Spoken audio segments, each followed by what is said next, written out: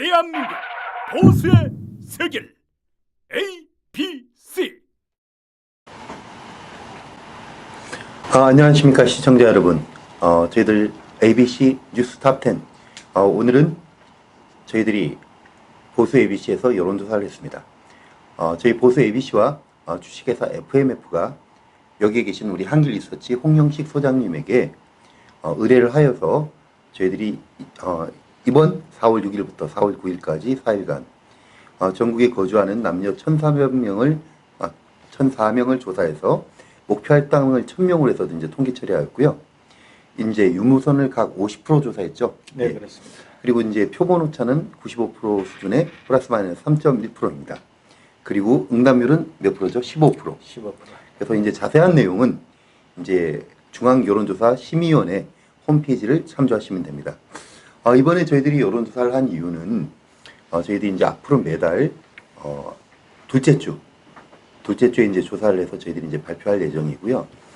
지금 저희들이 이제 실질적으로 이번 지방선거에 지방선거 아니라 재보선에서 저희들이 좀 뭐 보수 측이 이겼다, 승리했다 이런 평가들이 많은데 과연 그러한가?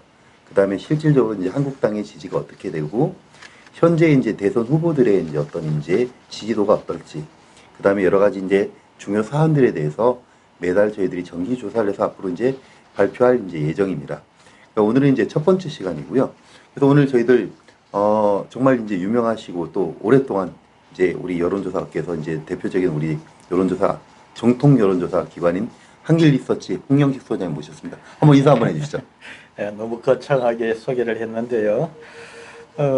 저희들이 이번에 조사를 맡아서 이 조사기에 말씀하신 대로 4일에 거쳐 조사를 진행을 했는데 참고로 조사 결과를 말씀드리기 전에 조사 결과가 지금 여러 저희들이 조사 기관마다 정기 여론조사를 하고 하는데 기관마다 조사 방법이나 설문문항, 척도 이런 것이 조금 다르다라는 것을 염두에 두시고 결과를 보시면 좋겠습니다.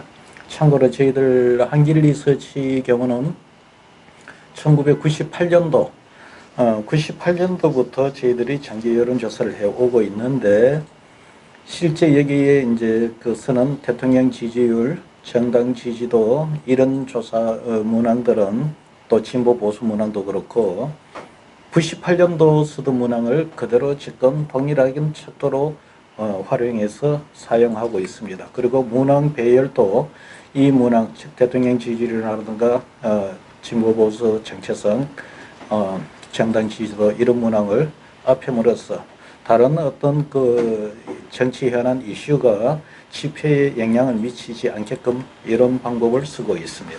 네, 그렇죠.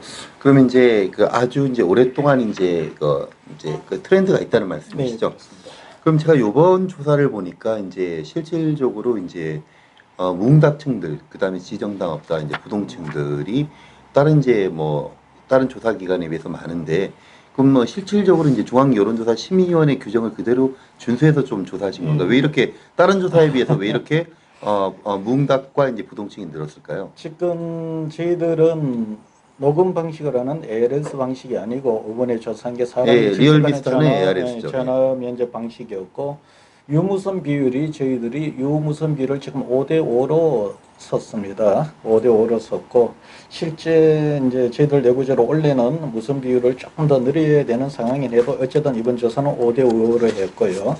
그리고 지금 이 5분 선관위 규정에서 예를 들어서 지지 후보가 없다거나 무당층 이런 부분들은 다 불러주라고 하기 때문에 그런 부분들을 직접 다 불러주면서 진행을 했습니다.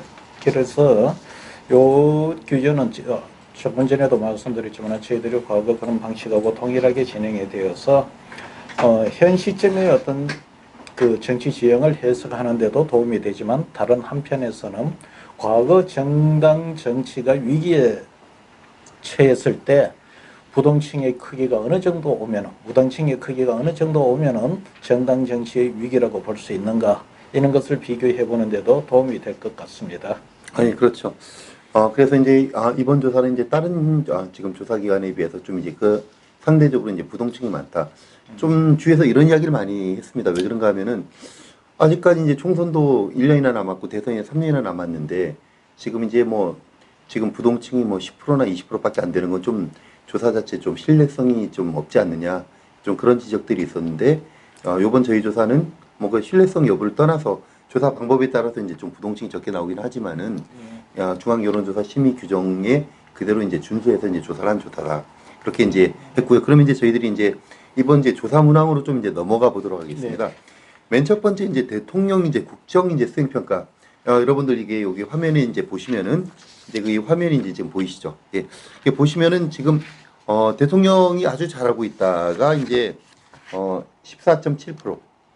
그 다음에 다소 잘하고가 있다가 몇 프로죠? 20? 다소 잘하고 있다가 29.8%죠. 예, 29.8%죠. 해서 긍정평가가 44.5%가 나오고요. 그 다음에 이제 다소 잘못했다가 21%. 그 다음에 아주 잘못하고 있다가 23.1%. 이렇게 나오고 있는데. 44.2%니까 거의 대통령 지지율이 긍부정 평가가 뭐 0.3% 긍정 평가가 높기는 해도 거의 비슷하다 이렇게 보시면 되겠고요. 예. 요 내용상으로 좀 보실 필요가 있습니다. 강도 문제를 하나 보셔야 되는데 5점 척, 4점 척도를 쓰면 강도가 나옵니다. 그래서 크기로 봐서 긍부정 효과는 다 44%대인데 아주 잘하고 있다와 아주 잘못하고 있다를 놓고 본다면 아주 잘하고 있다가 8.4% 차이죠. 14.7%, 반면 아주 잘못하고 있다가 23.1%, 긍정평가보다도 부정평가에서 강하게 부정적인 평가하는 층이 좀 더 많다. 이 부분을 눈여겨봐야 되겠고요. 예, 그렇죠. 두 번째는 8.4%니까요. 예. 세대 간에를 좀 보셔야 될 거예요. 세대 간에 보시면은 40대는 59.9%, 거의 60%의 긍정 평가가 나옵니다. 반면 60대 이상에서는 18.5%, 거의 20% 정도의 긍정 평가가 나오는데 문제는 60대는 저희들이 예상이 되었던 부분이에요. 문제는 50대입니다. 과거 40대, 즉 이 여론의 캐스팅 보드 역할을 했다는 이 층들이 10년 정도 세월이 지나니까 지금 50대가 돼가 있는데 50대에 있어서의 긍부정평가가 39대 51.7%로 부정평가가 긍정평가보다 많다는 겁니다. 그렇죠. 예.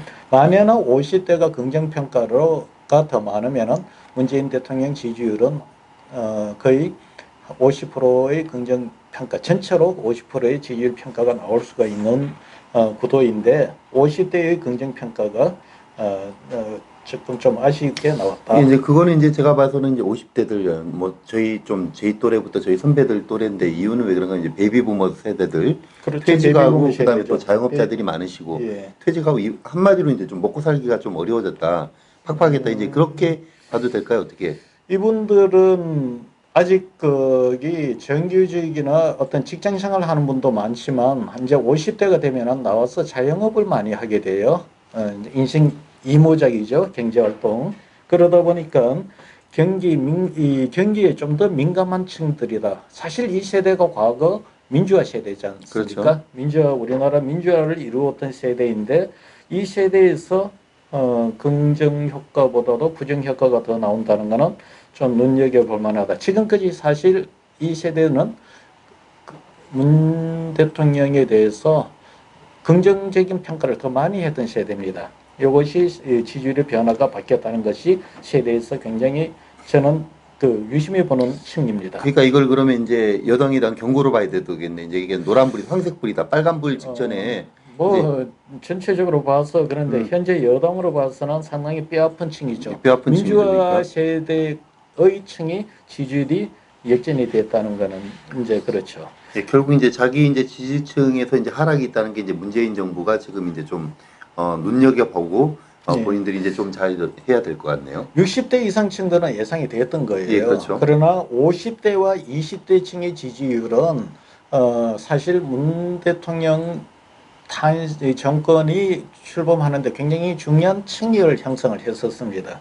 그래서 50대 이하층에서 지지율이 빠지는데 특히 50대와 20대 층에서 빠진다는 것은 굉장히 뼈아픈 부분이라고 봐야 될 것 같습니다. 그럼에도 불구하고 이제 제가 봐서 이제 3, 40대 층에서 이제 견조하게 가지고 있는 건 저는 이제 혹시 이때가 저는 이제 정교조 출신 교사들이 좀 많이 장악했던 이제 X세대 이후에 이제 전교조 그걸 뭐 아니, 정규적으로 교육을 지금도 그래 따지면 20대도 정규적 교육을 받고 있는데 20대가 떨어졌다고 해도 46% 지지율 평균은 나오고 있단 예, 말입니다. 그러니까 그래서 저는 이제 좀 정교조 교육 역할이 이제 좀 이제 저는 좀 작용을 하지 않았냐. 뭐 저는 사실은 이제 객관적으로 정규적 보시는 거고. 역할보다도 예, 요거는 이렇게 예. 보셔야 돼요. 지금 소위 말하는 80년대 민주화 세대 이후 지금 요 40대와 30대 후반 세대들은 대체적으로 선비한테 영향을 받는 세대로 보시면 됩니다. 선배들한테. 선비한테 영향을 받는 세대인 반면 요 20대들은 저기 부모한테 영향을 받는 세대예요. 근데 그렇죠. 우리나라 교육이라는 것 자체가 가정에서 교육을 받으면 그 발언권을 누가 갖느냐? 엄마, 저기 아버지보다도 엄마 쪽 영향을 받는데 이 층들은 전형적인 중산층의 가치관을 교육을 그렇죠. 시킵니다. 그러다 보니까 20, 30대들은 상당히 사회적 정의라든가 공평성 이런 거를 요구하는 반면 요 30대 후반 40대들은 선배들한테 영향을 받았다 보니 이 사회적 정의라는 것도 분배적 정의라든가 뭐 이런 식의 그 영향을 받다 보니까 이 40대 이하에서도 지지 이런 그 성향의 차이가 나타나지 않았느냐. 그래 사실 정규적 교사는 그 아래 세대들은 다 동일해요. 그렇죠. 예. 네. 근데 이제 동일한데도 20, 30대와 20대와 3, 40대가 왜 다른지는 좀 눈여겨볼 필요가 있을 예, 겁니다. 이제 요거는 좀 더 한번 저희들이 분석을 한번 해봐야 네. 될 것 같아요. 그래서 실질적으로 이제 보면은 이제 그 지역별로 그다음에 잘하고 있다 못하고 있다가 이제 또 안마의 또 호남 지역에서 이제 높은 지지율을 가지고 있고요. 그다음에 이제 화이트 칼라하고 이제 그다음에 이제 40대들에서 이제 문 대통령이 여전히 좀 견조한 이제 좀 지지세를 이제 확보하고 있습니다. 여기에 비해서 이제 자영업자나 그다음에 이제 블루칼라와 그다음에 좀 본인들이 좀 이제 소득 수준이 낮다는 쪽에서는 이제 우리 문재인 정부가 정말 잘못하고 있다는 지적들이 이제 좀 이제 훨씬 이제 우세한 것 같다고 이제 지금 이렇게 조사 결과 나왔는데요. 이런 부분 정말 이제 우리가 엔겔 지수의 비율이 다시 이제 높아지고 있다. 지금 이제 국민들이 이제 먹고 살기가 정말 팍팍하고 있다. 자영업자들이 한숨이 지금 벅벅 나오고 있다.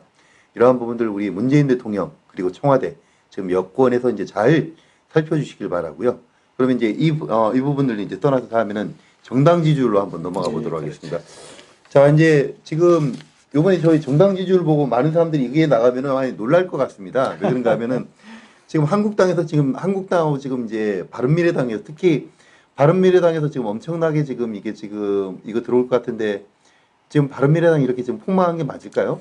오늘 재보궐선거 여파가 컸던 것 같습니다. 이제 사실 바른미래당은 항상 자체적으로 존속하면서 총선을 치를 수 있느냐 이것이 항상 논란이었는데 이번 재보궐선거에서 예상보다는 참패를 했죠.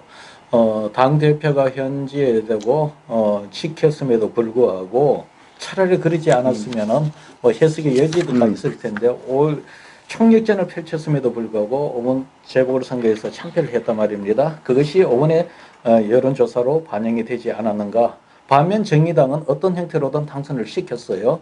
사실 정의당과 바른미래당의 지지율이 비슷비슷하게 나와야 되는데 이번에는 정의당에서는 지역선거에서 당선을 시키고 바른미래당은 참패를 한 직후에 이루어진 여론조사가 되다 보니 그것이 많이 영향을 미치지 않았나 이래 보여집니다. 예, 그래서 지금 바른미래당이 지금 심지어는 이제 지금 최고위원들 간에 이제 지금 4분이 있고요. 그다음에 이제 당이 이제 뭐 갈라서냐 마냐 이런 기로에 있는 것들이 국민들이 이제 좀 기대감을 이제 좀 거둬들이지 않느냐. 이제 이런 분들이 이제 좀 많이 이제 지금 지지정당 없음 37% 여러분들이 이제 보시겠습니다만 37%나 되는 분들이 이제 지금 무당층. 지금 이제 무당층의 비율이 이제 좀 암만 유선조사하지만 좀 높은 편이라고 봐야죠. 많이 높습니다. 이거는 저희들이 보통 해보면 사람이 거는 방식, 즉 조사원이 직접 거는 방식의 조사를 해보면은 한 30% 내외 이 정도가 나오는 것이 맞다고 봐야 되는데 잘 모르겠다는 그 잡하면은 40%대쯤 갔다는 거는 상당히 지금 현 시점에 정당의 지지율이 즉 무당층이 크다는 거고 요건 달리 표현하면 뭐냐면은 현재 기성 정당이 현재 국민들의 정치적 욕구를 당이 5당 체제임에도 불구하고 제대로 잘 반영을 못하고 있다. 이렇게 되면은 이것은 무슨 동력으로 가느냐? 무당층이 자꾸 커지게 되면은 무당층이 커지게 되면 결국은 그 어떤 압력이 그러면은 정계 개편, 정치권의 변화를 요구로 이어질 수 있는 그런 에너지가 될 수가 있습니다. 그렇죠. 이제 정계 개편이 이제 지금 있어야 된다. 지금 실질적으로 이게 좀 이따 이제 저희들이 결과를 보시면 알겠지만은 지금 자유한국당이 이제 15.1% 이거 나가면 아주 지금 뭐 갤럽 조사보다도 더 낮기 때문에 더불어민주당도 예, 28.8%니까 격차를 놓고 보면은 뭐 13.7% 예. 13.7%포인트가 나오는데 문제는 자유한국당의 문제는 뭐가면은 40대 이하는 10%가 못 넘어간다는 겁니다. 그나마 50%에서 14.7%가 나오고 60대에서 무려 33.4%가 나온다는 거죠. 결국 뭐가면은 자유한국당은 지지율 전체가 낮은 것이 중요한 게 아니고 고연령층 중심으로 지지도가 형성이 되어 있는 정당이라는 거죠. 그럼 뭐 좀 달리 표현하면 노인 정당이라는 거죠. 이거 참 이거 큰일이네. 아까 이제 저희 뭐 방송 전에 말했지만은 지금 매년 이제 수십만 명이 이제 돌아오고 계시는데 근데 또 문제는 또 이제 그 나이가 먹은 분들이 이제 또 한국당을 지지해주면 또 이제 그냥 그나마 다행인데 또 좀 그렇지 지금 않다고 60대 이상도 보면은 민주당을 22.3%를 지지해요. 압도적 지지를 못하다는 겁니다. 22.3%는 민주당을 지지하고 33.4%는 자유한국당을 지지하거든요. 그래서 지금 고연령층인데다가 지지 기반이 이 고연령층인데다가 압도적인 지지를 확보하는 것도 아니라는 겁니다. 반면 민주당은 보면은 30대에 35.7%, 40대에 39.9% 상당히 높은 지지를 유지하고 있습니다. 조금 전에 말씀드렸지만은 고연령층은 선거 전략적 차원에서 놓고 본다면 1년 후에 있을 총선 그리고 3년 후에 있을 대선을 놓고 본다면 연령이 드신 분들은 아무래도 고연령층에서 사망을 많이 하시겠죠. 저희들이 어림잡아봐도 한 3년 후에 대선을 치른다. 이래 보면 고연령층에도 한 100만 정도 돌아가실 거예요. 그러면 이것은 무슨 이야기가 면 가면 갈수록 이 연령 기반의 고연령 기반의 자유한국당이 젊은 층으로 지지를 확산을 못 시키면은 시간이 지남에 따라서 차츰 세를 이룰 수밖에 없다. 그런 부분을 이미 이번 조사에서 나왔다고 보면 이건 참 이제 아주 중요한 이제 지표 같습니다. 이제 실질적으로 이제 노인 정당이 되면은 이제 노인들이 나쁘다는 이야기 절대 아니고 저희들이 노인 정당이 되다 보면 젊은층 그다음에 이제 중도층에게 위원을 이제 확대하지 못한다면은 지금 한국당이 좀 미래가 좀 어둡다. 그리고 또 40%가 넘는 이제 무당층들하고 이제 이제 모름 지정당 없음층이 이제 40% 넘는 거는 이제 정계 개편이 이제 동력이 될 수 있다. 저희들이 이게 좀 세게 될 것 같습니다. 저도 이제 걱정을 하는 게 요번 이제 저도 이제 재보선에서 저는 이제 창원이 51.2%된 거는 좀 깜짝 놀랐습니다. 왜 그런가 하면은 대도시 지역에서 제가 이제 저도 여론조사를 한 20여 년 해봤지만은 단 한 번도 이제 보궐선거에서 대도시에서 50%를 넘은 건 없는 것 같은데 이거는 엄청난 거 아니었습니까? 상당히 높았는데 이번에 창원의 경우는 좀 특수한 지역으로 좀 보셔야 될 거예요. 현 정부의 이제 중간 평가적 차원에서 놓고 보면 경제적인 충격이 제일 컸던 것이 창원입니다. 그래서 그쪽에는 물론 보수표는 보수표들의 투표장에 나왔지만은 과거 거기 지역의 노동자 계층이 많은데 노동자 계층이 현 정부 들어서 이해관계에서 많이 갈림길에 서게 됐습니다. 특히 원자력 산업 그렇죠. 그쪽에 많이 배치가 되어 있었고 조선 산업 또 그쪽에 많이 배치가 되어 있습니다. 이 산업이 연관지어서 생계를 이어가는 자영업이 당연히 많을 수밖에 없고 어쨌든 그런 특수한 지역의 성격상 이번에 투표율이 굉장히 높게 나왔던 겁니다. 그래서 사실 이번에 평균적으로 봤을 때 그쪽에 되고 강 후보가 당선이 안 돼도 선전을 했지만 그것을 PK 지역의 평균으로 봐서는 즉 PK 지역이 자유한국당이 어려웠던 지역이 다 이 창원식으로 바뀌었다고 보는 거는 좀 무리다. 예를 들어서 그렇죠. 원자력 산업이 다른 지역도 그렇게 많이 분포한 건 아니거든요. 네. 또 다른 지역에 여기 조선업이 창원만큼 많이 분포한 것도 아니란 말입니다. 해서 이 창원을 놓고서 자유한국 보수 진영에서 민주당이나 이 진보 진영을 많이 따라 붙였다. 이런 해석을 하는 거는 그 지역 사정을 좀 잘 모르고 하시는 그러니까 이야기가 아닌가. 광각한 이야기일 수 있다. 예. 저도 이제 동의하고요. 전그 적극적으로 동의하고. 보면 이제 민주당 지지율이 이제 지금 이렇게 30%가 안 나왔는데 이제 문재인 대통령의 지지율보다 거의 한 15% 이상 지금 낮게 나왔지 않습니까? 항상 이건 이 민주당과 문재인 대통령과의 지지율의 차이를 보면은 대통령 지지율이 원래 그 절대평가가 높을 수밖에 없지만 그러나 격차가 보면 많이 나요. 예, 그렇죠. 많이 나는데 이런 경우는 무슨 이야기가 하면은 집권 여당이 전국을 그 집권 여당 전체의 어떤 정부를 끌어간다기보다도 대통령이 당을 끌어간다. 이래 보시면 될 거예요. 대통령 지지율이 훨씬 더 높게 나오고 당의 지지율이 낮게 나온다는 거는 지금 뭐 조금 차이가 나는 거는 모르겠는데 대통령 지지율이 44%대까지 나오는데 더불어민주당 지지율이 뭐 30%대 정도 나오는 거는 모르겠는데 상대적으로 20%대 후반으로 나온다는 거는 현재 집권 여당의 경우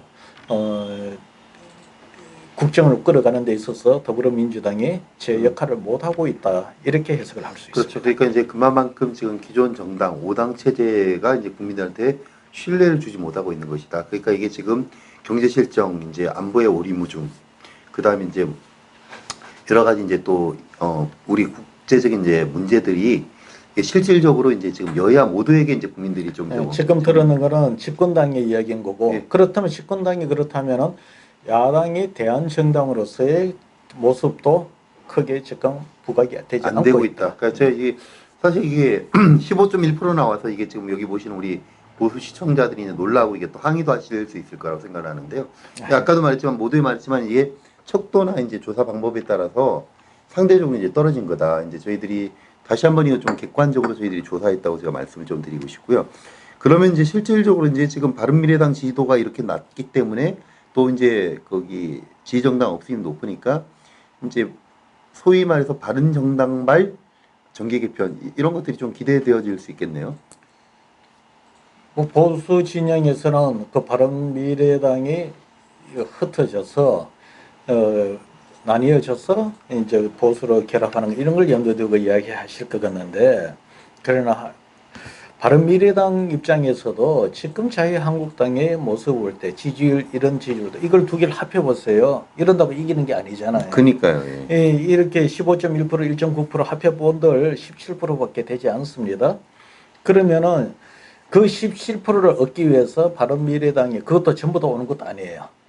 그렇게 그걸 얻기 위해서 합당이 이루어진다. 내가 볼 때는 답이면 모르겠지만은 여론 지표상은 그거는 아니라고 봐요. 이것은 무슨 이야기가 하면은 자유한국당이든 바른미래당이든 지금 보수를 이야기를 하는데 보수가 어떤 뭐 혁신을 하든 변화를 이루어서 뭔가가 비전이 보일 때 움직이는 거지 단순하게 지지율만 갖고서 움직이기는 내가 볼 때는 두 당이 합한 지지율이 너무 낮다. 그렇죠. 이제 그렇게 이제 두 당이 이제 그렇다. 그럼 참 이제 보수의 위기인 것 같습니다. 그러면 이게 계속 이제 유지가 되어진다면 내년 이제 정말 총선에서 이제 좀 장담할 수 없겠다. 이제 지금 문재인 정권의 지지율이 추락하고 있음에도 불구하고 보수의 이제 외연이 확장이 안 된다. 이제 이런 게 참 큰 문제인 것 같습니다. 자, 이런 부분들은 이제 우리 정의당 요번에 이제 여영구 후보가 당선됨으로 인해서 물론 이제 민주당이 이중대라는 이제 이미지도 있지만은 나름대로 이제 독자적인 세를 좀 형성해 나간다고 이제 봐도 되겠죠. 일단 여론조사상으로는 선거 직후에 이루어진 여론조사이니까 예. 어찌됐든 정의당의 지지율은 유지를 하는 데는 성공을 했지요.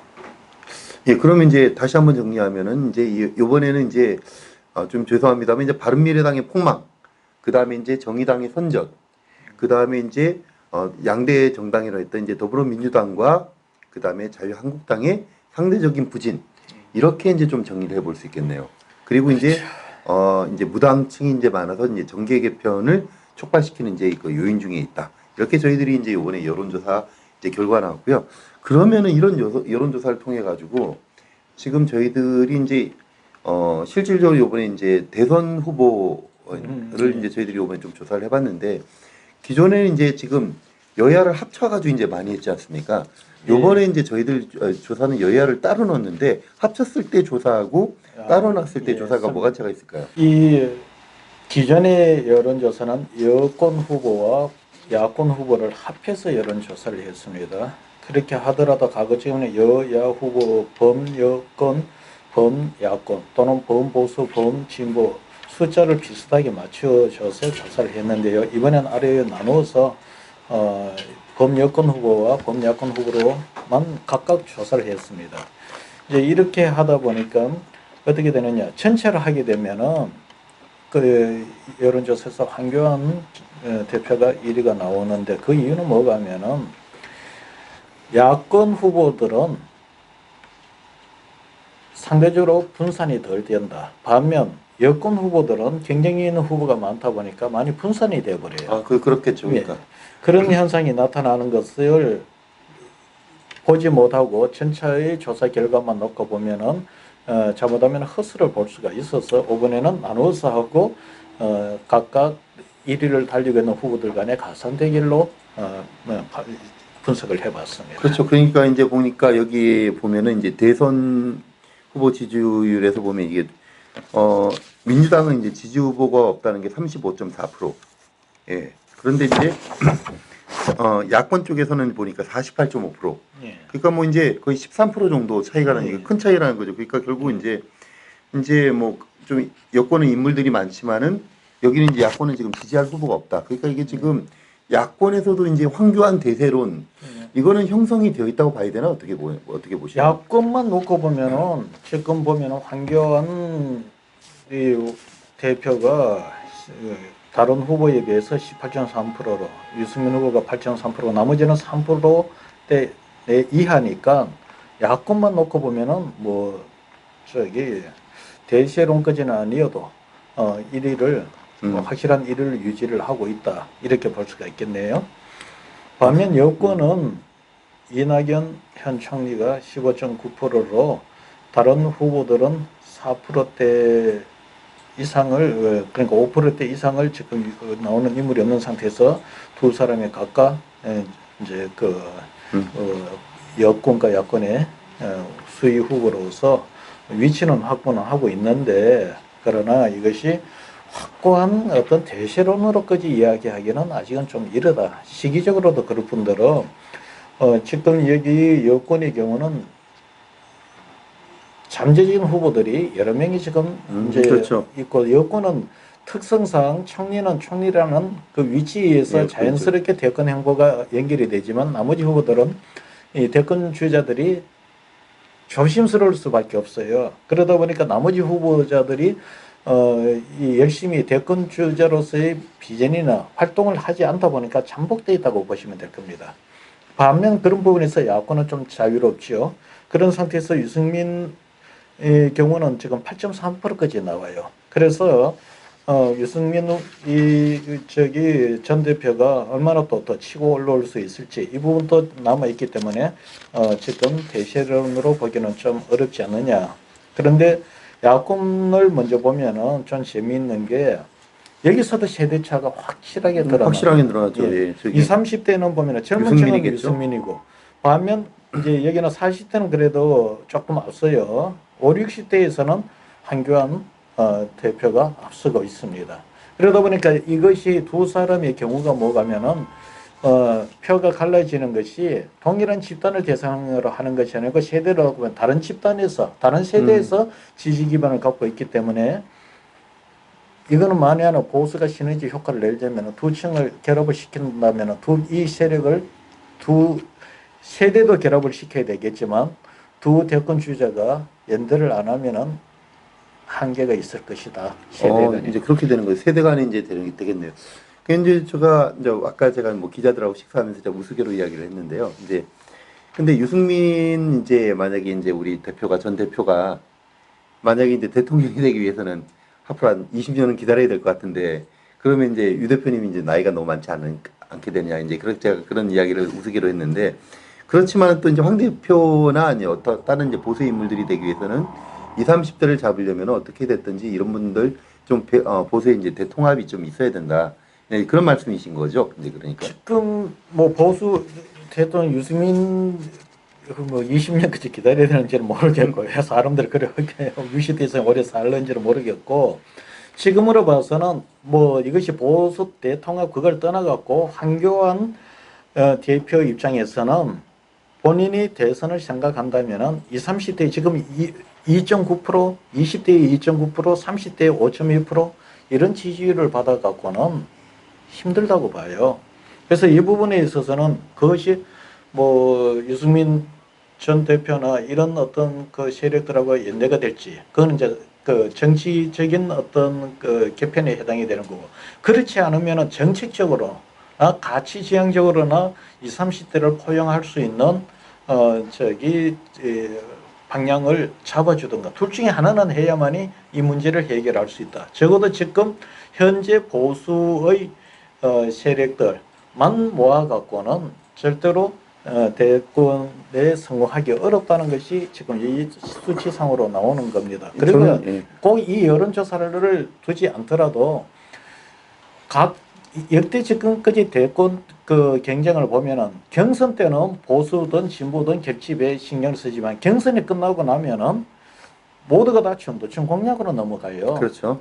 그리고 역대 선거에 되고 중도층을 에서 이기 패하고 대통령 된 사람 아무도 없었습니다. 더더욱이나 지금 보수가 고령화되면서 보수의 전체적인 포지션이 지금 줄어들고 있는 상태에서 보수만 장악해서 대선에 이긴다? 그거는 좀 어렵지 않겠냐.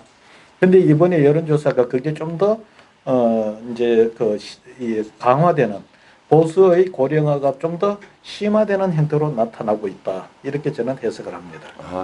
이게 참 이제 보수의 고령화 심화 이게 정말 이제 문제라고 보여지는데요. 그러면은 이런 것들을 저희들이 잘 해결해야 되는데 그러면은 자 이렇게 됐을 때 이제 1대1, 1대1로 갔습니다. 이게 오늘 기자들한테 이야기는 기자들이 깜짝 놀랐던데요. 당연히 이런 저도 이제 착시 효과라는 거죠. 네. 기존의 여론조사가 이제 황교안 대표가 이제 지금 앞서고 있었기 때문에 전체 여론조사에서는 이제 1대1 구도에서도 황교안 대표가 좀 앞서지 않을까 이런 조사 결과인데 여러분들 지금 밑에 이제 지금 보이시죠? 예, 아이고 지금 보니까 이낙연 총리가 황교안 대표를 거의 뭐 지금 한 8% 정도, 8% 정도, 7.9%, 8% 정도 앞섰는데 한마디로 어떻게 왜 이런 결과가 나왔다고 생각하십니까? 오차 범위를 벗어나서 살짝 벗어나는. 단계적 오차 범위도 벗어나가 있고요. 지금 보시면은 이럴 수밖에 없는 것이 계속 지금 처음부터 끝까지 나오니까 세대에서 1차적으로 패합니다. 50대 이하에는 전부 다 이낙연 전 총리를 지지율이 높고 60대 이상만 황교안 대표의 지지율이 높습니다. 두 번째, 조금 전에 말씀드렸던 중도층인데 당연히 보수는 황교안 대표를 지지할 것이고 진보 진영은 이낙연 총리를 지지합니다. 그것도 보면 둘 다 45%씩 그렇게 가져가니까 비슷하게 보수와 진보를 결집을 합니다. 문제는 어디에서 지느냐? 중도층에서 깨진다는 거죠.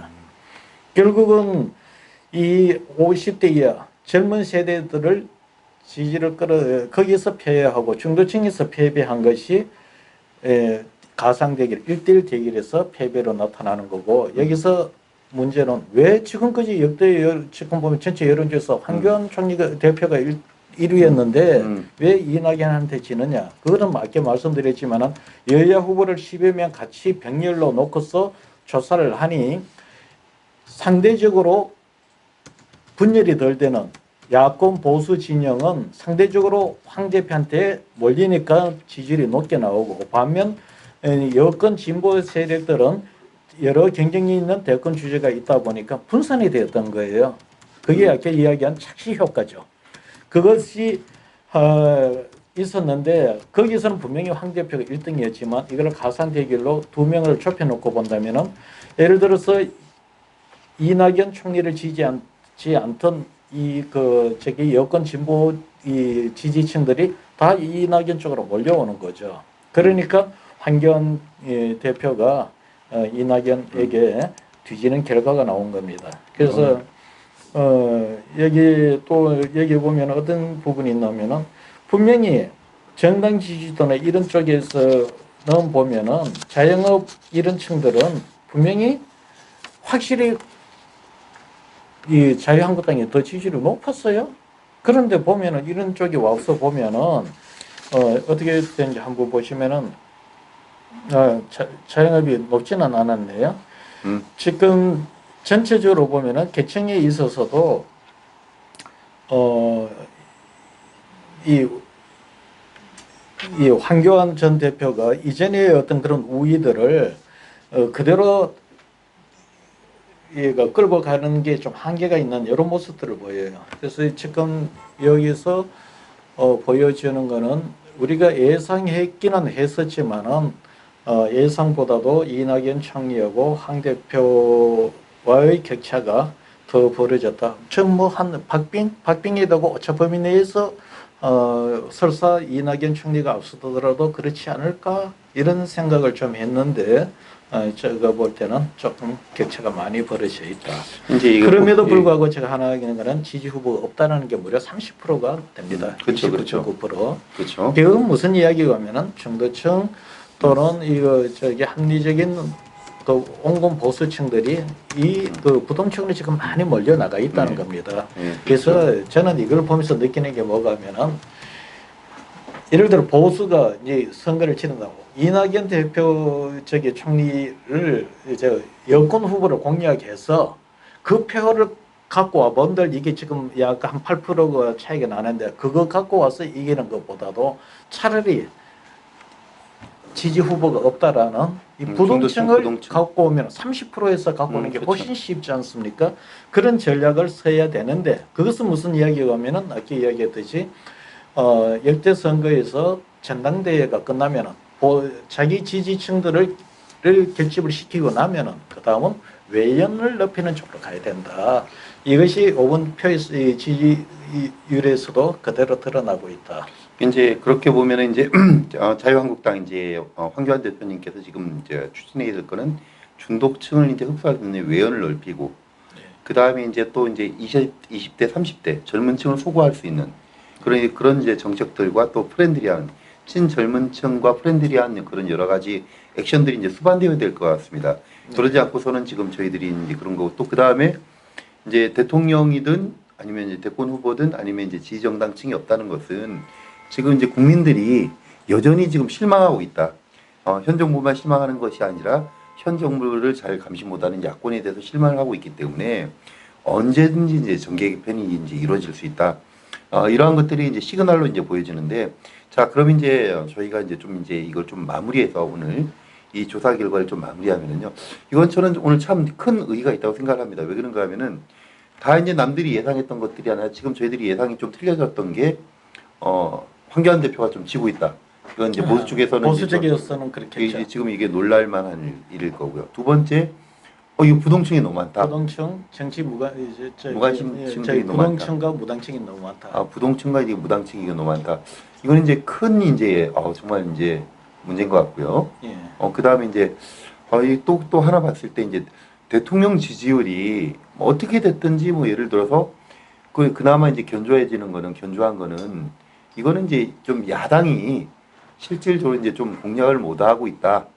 이제 이렇게 좀 봐야 되지 않을까? 아마도 이제 뭐 제가 봐서는 이제 지금 경제는 더 어려워지고 대북 문제나 저희들이 봤을 경우는 이제 대통령의 지지가 바닥을 쳐야 됨에도 불구하고 대통령의 이제 지지율이 어느 정도 좀 견조하다. 이러한 부분들이 이번에 이제 좀 나타나진 것 같습니다.